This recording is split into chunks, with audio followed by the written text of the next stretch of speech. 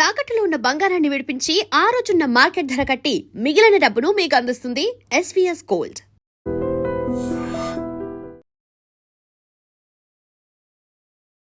నమస్కారం, welcome to I dream. ధర్మ మార్గం విత్ విజిత కార్యక్రమానికి స్వాగతం.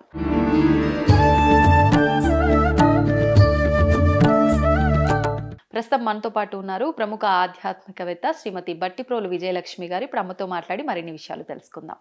నమస్కారం అమ్మా. నమస్కారం అమ్మా. అమ్మ, వసంత పంచమి రాబోతుంది. వసంత పంచమి యొక్క విశిష్టత, ఆ రోజు ఆచరించాల్సిన విధానాలు ఏంటి, అసలు ఎందుకు వచ్చింది వసంత పంచమి? అంటే వసంత పంచమి అంటే రంగులు చల్లుకునే ఒక రకమైన హోలీ పండగ అని కొంతమంది అనుకుంటారు. కొంతమంది సరస్వతి అమ్మవారికి సంబంధించి పిల్లలకి అక్షరాభ్యాసం చేయాలేమో అని అనుకుంటుంటారు. అసలు ఏంటి నిజంగా వసంత పంచమి అంటే? సరస్వతీదేవి అవతారం ఎత్తిన రోజు, ఆవిర్భావం. దసరాల్లో కూడా ఒకటి మూలా నక్షత్రం నాడు సరస్వతికి ప్రత్యేకంగా చేస్తాం. అక్కడంతా రాక్షస సంహారం సంబంధించినటువంటిది. దసరాలన్నీ అవే కదా. అవును అవును, రాక్షస సంహారానికి సంబంధించినటువంటి. అంతే. ఇక్కడ ఆవిడ నిన్న ఎలాగైతే రథసప్తమి నాడు సూర్యుడు పుట్టుక జన్మ అని చెప్పుకున్నామో, సూర్యుడు అవతరించాడని, ఇక్కడ అలాగే సరస్వతీదేవి అవతరించిన రోజు. అంటే ఏ ఉద్దేశంతో? ఏ ఉద్దేశంతో అంటే బ్రహ్మ ప్రాణం పోశాడు. బ్రహ్మ ప్రాణం పోయంగానే ఏదో ఒక జీవి బయటకు వచ్చింది.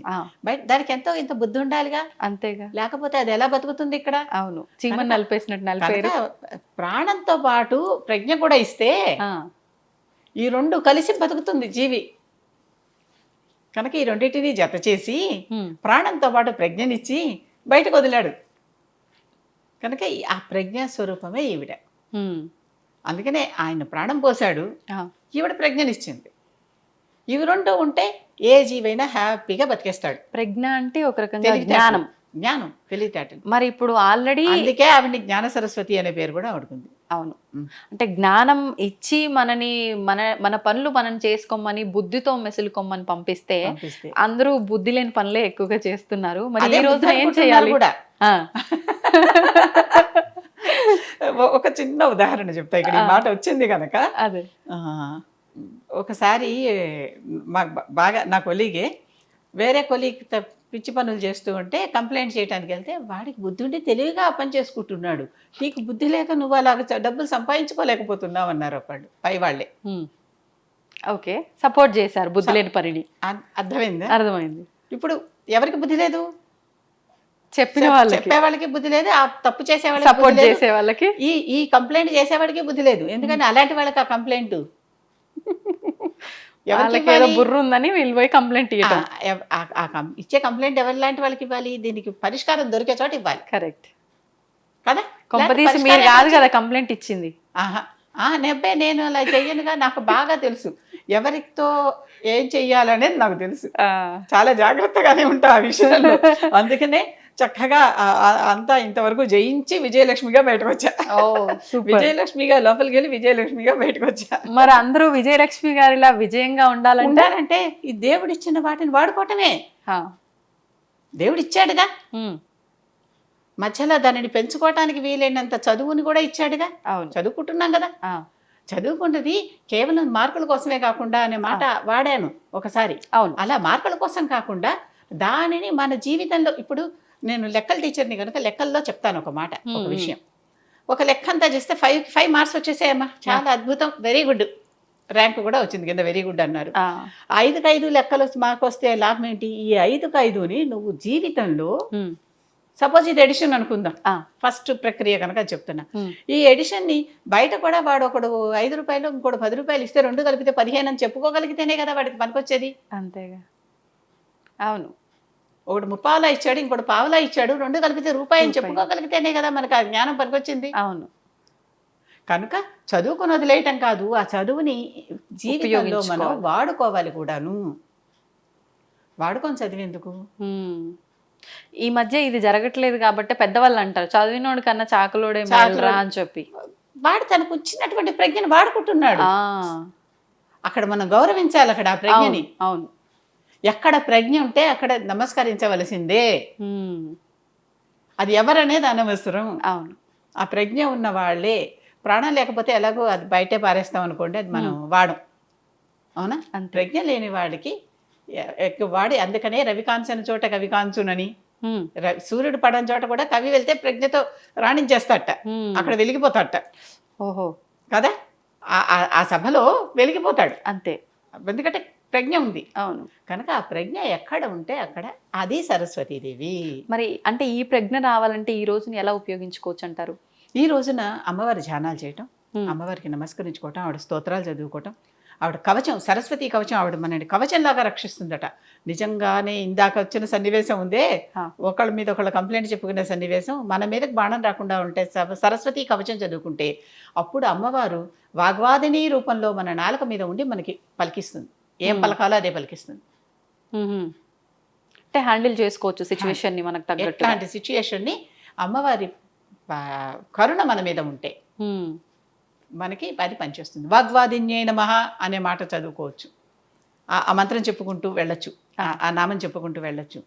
ఐం అనేది సరస్వతి బీజం. ఐం ఐం ఐం అని చెప్పుకుంటూ ఉంటే ఎప్పటికీ మనలోని ఆ లోపల ఉన్నటువంటి బుద్ధి ప్రచోదనం అవుతూ ఉంటుంది. అంటే నిత్యము చెప్పుకోవచ్చు, నిత్యము ఎప్పుడు మనసులో అది అలా పలుకుతూ ఉండాలి.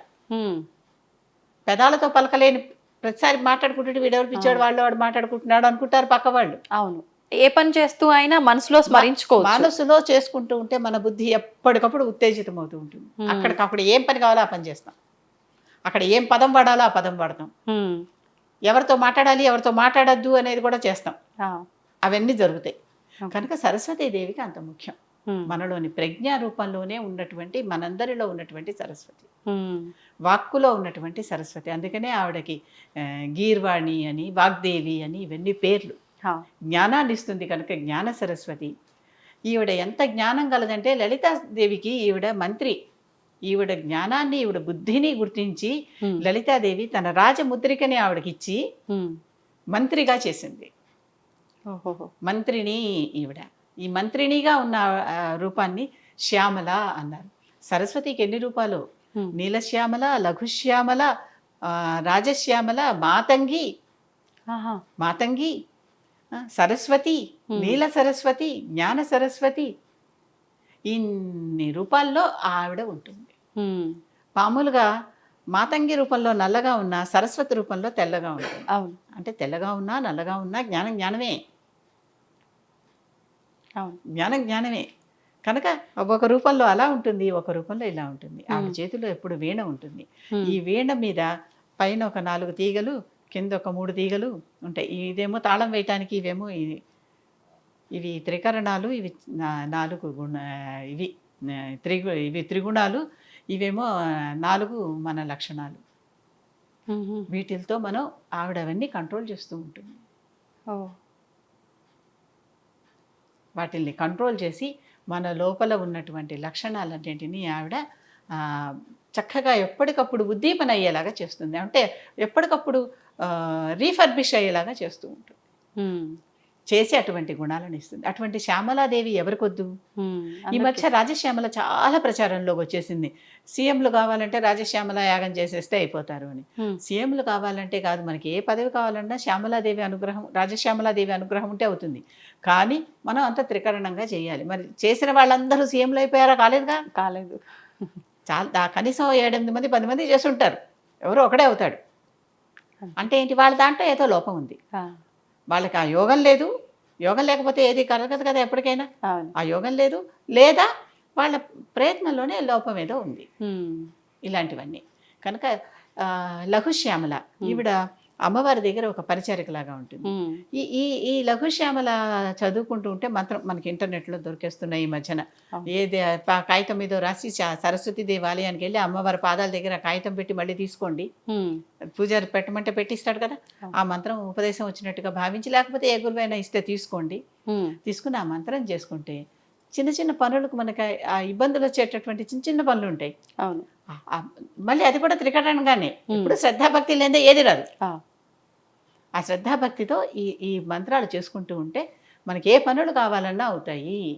విద్య కావాలంటే విద్య వస్తుంది, ప్రజ్ఞ కావాలంటే ప్రజ్ఞ వస్తుంది, వాగ్వాదంలో రాణించాలంటే వాగ్వాదంలో రాణిస్తాము, సభల్లో పూజింపబడాలంటే సభల్లో పూజింపబడతాము. శ్యామలాదేవి మహత్యం అది.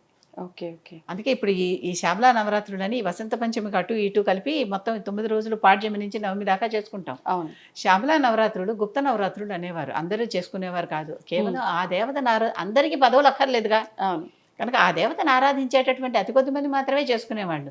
రాను రాను అన్నీ బహిర్గతం అయిపోతుంటే ఒకప్పుడు వేదాలు ఎవరికీ తెలియదు, అవునా? ఒకప్పుడు మంత్రాలు ఎవరికీ తెలియదు, ఒకప్పుడు బీజాక్షరాలు ఎవరికీ తెలియవు. ఇప్పుడు అన్ని అందరి చోట్ల ఇలా నొక్కంగానే వచ్చేస్తున్నాయి. అలాగే శ్యామలా నవరాత్రులు కూడా బహిర్గతం అయిపోయాయి, అందరూ చేసుకుంటున్నారు. దేవతా ఆరాధనే కనుక చేసుకుంటే తప్పులేదు.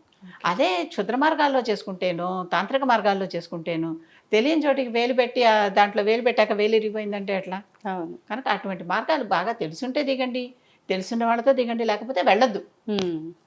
చక్కగా మీ దేవతను మీరు పూజించుకుంటూ ఆవిడకి మధురమైనటువంటి పాలు పాయసమో నైవేద్యం పెట్టండి, అందరికీ పెట్టండి, మీరు తినండి. పిల్లల్ని ఆ రోజు కూర్చోబెట్టండి, వాళ్ళ చేత ఏమన్నా చక్కగా 4 పద్యాలు చెప్పించండి. అక్షరాభ్యాసాలు కూడా చేస్తారు. మూఢం కనుక అక్షరాభ్యాసాలు చేయాలా వద్దా అన్నట్టు ఒకటి ఉంది. ఎంత మూఢమైనప్పటికీ కూడా దీని విలువ దీనిదే. మామూలు రోజుల్లో ఉన్నంత విలువ లేకపోయినా కొంచెం తక్కువగా అయినా దీని విలువ దీనిదే. Okay okay. ఇప్పటికీ కూడా గమనిస్తే ఎన్నో స్కూళ్ళలో, ఎన్నో కాలేజీల్లో, ఎన్నో యూనివర్సిటీల్లో మనకి సరస్వతి ఆలయాలు కనపడతాయి. ఇక్కడ మన ఉస్మానియా యూనివర్సిటీలో కూడా కంచి చంద్రశేఖరేంద్ర సరస్వతి ఆలయం కట్టించారు. ఉండాలి విద్యాలయం అంటే అమ్మవారు ఉండాలి అని లైబ్రరీ పక్కనే కట్టించారు. చదువుల తల్లి సరస్వతి. ఏం మొదలుపెట్టినా ఏమంటున్నాం, సరస్వతీ నమస్తుభ్యం వరదే కామరూపిణి విద్యారంభం కరిష్యామి సిద్ధిర్భౌతమే సదా, నాకు సిద్ధి చేయమ్మా అన్నిట్లోనూ, అన్ని దగ్గరికి, అన్నిటికీ అని చెప్పుకుంటున్నాం కదా. కనుక అటువంటిది సరస్వతి. ఆ సరస్వతి ఎవరికి వద్దు? అవును. ఈ రోజుల్లో బతకాలంటే అందరికీ ఆ తెలివితేటలు కావాల్సిందే. ఆ తెలివితేటలకి అధినేత అయినటువంటి ఆవిడని మనం పూజించుకుంటే మంచిది. లేకపోతే ఈ ప్రపంచంలో బతకటం కష్టం. అంతే. తెలివిగా నెగ్గుకు రావాలి కదా. అవును. నొప్పింపక తానొవ్వక. అవును. కనుక అటువంటప్పుడు శ్యామలాదేవి ఆరాధన చేస్తే, సరస్వతీదేవి, సరస్వతి ఒకటే ఆరాధన చేస్తే ఆవిడ చక్కగా మన వాటన్నిటి నుంచి దాటించి ఎప్పుడు ఏ మాట మాట్లాడాలో, ఎప్పుడు ఏ విధంగా ప్రవర్తించాలో మనకి బుద్ధి ఇస్తుంది. బుద్ధి చాలు కదా బతికి బయటపడిపోవటానికి. అంతే. అది. ధన్యవాదాలమ్మా.